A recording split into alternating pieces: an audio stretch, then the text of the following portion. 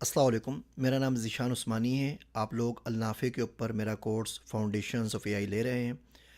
इस मॉड्यूल में हम बात कर रहे थे मस्नूई ज़हानत की शाखों के ऊपर, मस्नूई ज़हानत की अक़साम के ऊपर, टाइप्स ऑफ़ एआई के ऊपर।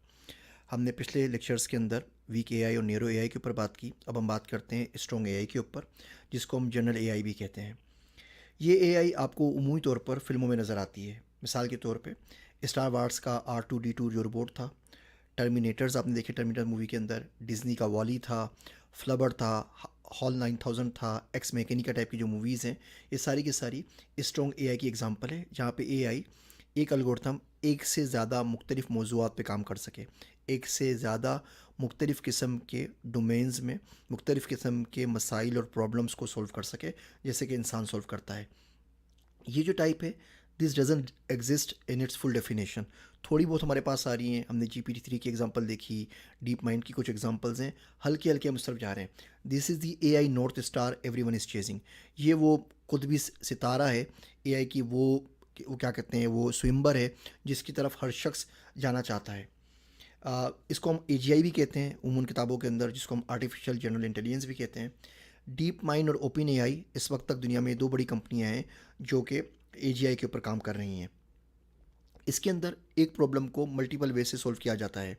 मिसाल के तौर पे हमने नैरो एआई में बात की कि एक प्रॉब्लम को आप एक ही तरीके सॉल्व कर सकते हैं। यहाँ पे एक प्रॉब्लम को जिस तरह इंसान होता है, अगर मुख्तलिफ इंसान को आप एक ही प्रॉब्लम दें तो उसको मुख्तलिफ तरीके से सॉल्व करेंगे। मिसाल के तौर पे आप कुछ लोगों को जमा करें और उनको बोलें कि आप लोगों ने कराची से सखर जाना है। तो अब आप देखेंगे कोई शख्स शायद प्लेन ले ले, दूसरा शख्स शायद पैदल ही चल पड़े, तीसरा साइकिल ले लेगा, चौथा कोई मोटरसाइकिल पे चले जाएगा, कोई किसी से लिफ्ट ले लेगा, कोई गाड़ी में जाएगा, कोई बस में जाएगा, कोई ट्रेन में जाएगा। अब सबका स्टार्टिंग पॉइंट सेम है, सबका एंडिंग पॉइंट सेम है, लेकिन एक ही प्रॉब्लम को लोगों ने मुख्तलिफ तरीके से सॉल्व किया। शायद कोई शख्स मना भी कर दे, जी मुझे जाना ही नहीं, मैं जाऊँ क्यों। तो अगर इसी तरीके से एआई एक प्रॉब्लम को मल्टीपल तरीके से सॉल्व कर सके तो उमूमी तौर पर वो जनरल एआई की या स्ट्रॉन्ग एआई की एग्जांपल होती है। इसके अंदर जो डिसीजन मेकिंग का पावर होता है वो कंप्यूटर के पास खुद होता है।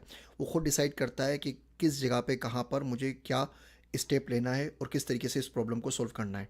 यहाँ पे हमारे पास क्रॉस पोलिनेशन ऑफ आइडियाज़ होती है। मिसाल के तौर पे कंप्यूटर ने एक प्रॉब्लम को सॉल्व करना किसी डोमेन से सीखा, अब वो किसी और डोमेन में जाके उसी नॉलेज को इस्तेमाल करते हुए उस प्रॉब्लम को सॉल्व करेगा।